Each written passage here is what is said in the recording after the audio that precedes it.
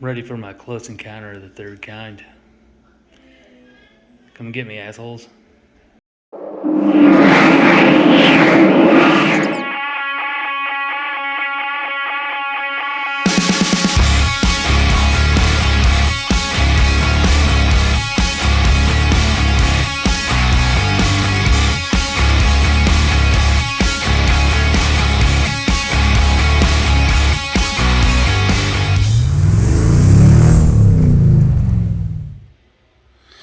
Alright, so we're at the point where I'm ready to just install this switch panel for the final install for now. So it's not really a final install, but temporary final install, whatever, because I've only got enough relays for the first 4 switches. So I'll just have to pop this back out and stick some signal wires on these 2 switches to whatever 2 relays I end up getting. But anyways, got 2 holes stuck in the back of this guy. Yeah, they kind of look nasty, but that's what you get for drilling through plastic. So got my wires here and kind of just striped them 1, 2, 3, and 4. Being 1, 2, 3, 4. Gonna shove these through the back of that that hole on the left, and end up getting this thing done, finally installed. And then these 4 are going to the 4 white wires, and the power out is going to be on the blues. So pretty simple, almost there. So we've got power and ground to the switchboard. We've got 4 signal wires coming out, wired to the relays. We've got power and ground to all the relays.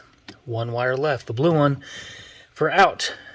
Now I've run all 6 wires for all 6 switches, even though I've only got 4 relays. I wanted to go ahead and get these through the firewall so I don't have to remove the battery to run anymore. Again, whenever I'm ready, they'll be here waiting. So I labeled them all 1 through 6, and I've got plenty of wire to run basically anywhere I need to. So in all actuality, I'm kind of ready to go ahead and put the battery back in. These are nice and stowed.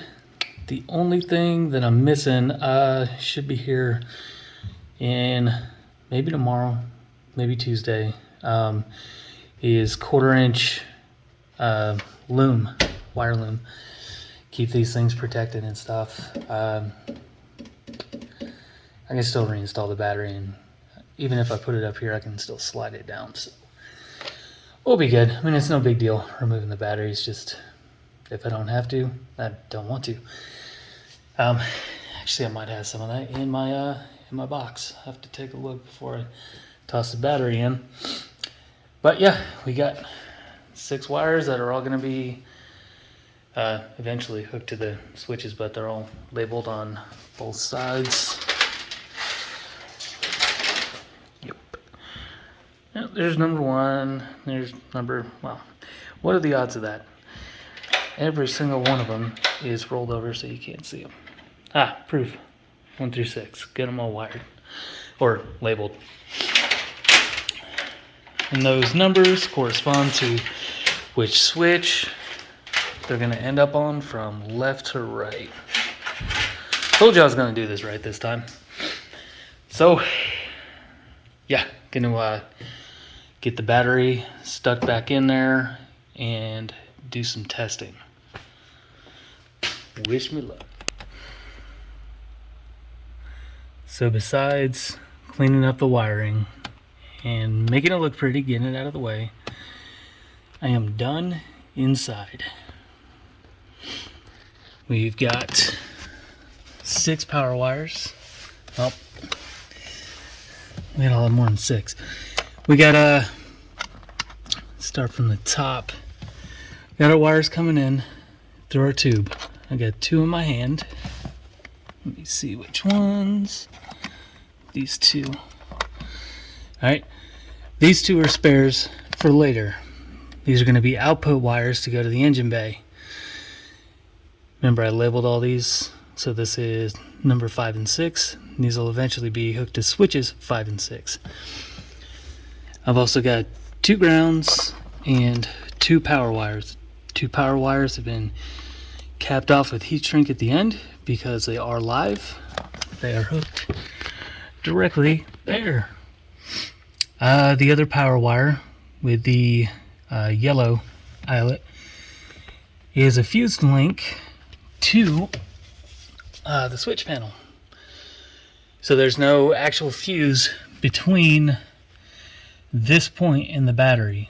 That's what I was looking at when I first started the video. When I first started the project, I thought there would be a fuse. I thought this was coming from the fuse box. I was wrong. It's coming direct off the positive terminal of the battery, coming through that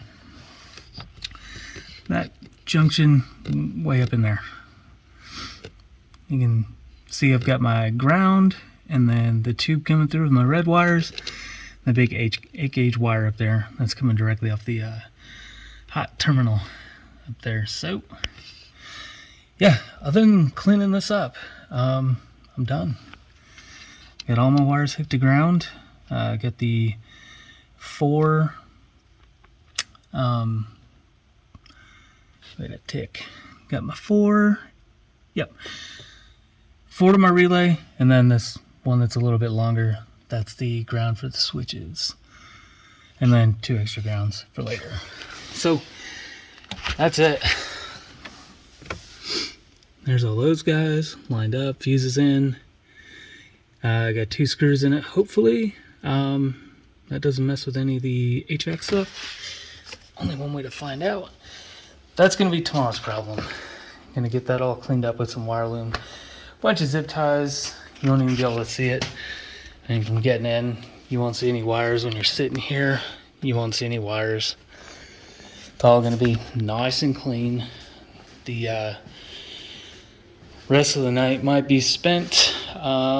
Finish removing all this bullshit and run in, you know, a direct wire. Say number 1 is going to go to like my big fog lights. So I'll have my power wire and I'll run a ground and use, like I said, a set of these switches, not switches, connectors. So it'll be one straight shot, no bullshit between the relay and the lights. Be a nice one straight shot. So I'm gonna hang it up there for the night and might start another video. We'll see. All right. Thanks. Well, I slightly underestimated the amount of wire needed for this big job. So with the rack and the vehicle wiring and everything, I used 104 feet of hot side wire. So I like to keep them, you know, separate. You can use all the same color, different color, doesn't matter, as long as you keep track of what wire is what. It's really not that hard. But for this purpose, for this nice install, I wanted to use red for my positive and black for ground. Keep it nice looking. Even though you're not going to see it, it's definitely not staying like that. But yep, used up my whole spool and actually had to use some black for my very last strand from the back to the front. So how did I wire it? The front light bar, super easy. I ended up swapping out the end that it had. So this one's completely done, wrapped and everything, and they've all got the ends, or the plug ends, like I said I was going to use. So just added that to it. I wanted them all to match, and that's basically the same setup that all these wires are going to get. They're going to get wrapped in the loom, and the only place I ever use electrical tape is to actually terminate the end of the loom. So I don't really like using electrical tape for binding wires together. It's kind of a crappy deal. Anyways, so my side lights on the driver's side, these two and these two, are all wired to one circuit. So I'm gonna hit one button and have left side and right side lights come on at the same time. So that's a simple butt connection there. Just wire to wire, easy, right? So how do I tie them in series? Bring them in here, and my light goes off. Cool. You guys can still see though. So got two ends going in one side, and then the one wire to carry on the rest of the circuit. So it did that for exactly the same for power and ground. On the power wires, I did add the extra heat shrink over the solder joint, just give it that extra protection, and then just carried on over to this side. Got the same setup here, and down to this light, same setup, and excuse me, instead of going into another set of, just carrying on the wires, that one goes directly into the plug. And then the same, sorry guys, jeez, same for the back. So that's its own separate circuit. I can get these wires completely out of the way. They're not tied in at all. So from driver's side backlight over here, follows around, joins in with the passenger side backlight, and it's got its own two wires. And see, they're both black. It doesn't matter though, because I know which one's which. And camera's gonna focus. There we go. And those are nicely soldered together. Come on, phone. Don't be a potato.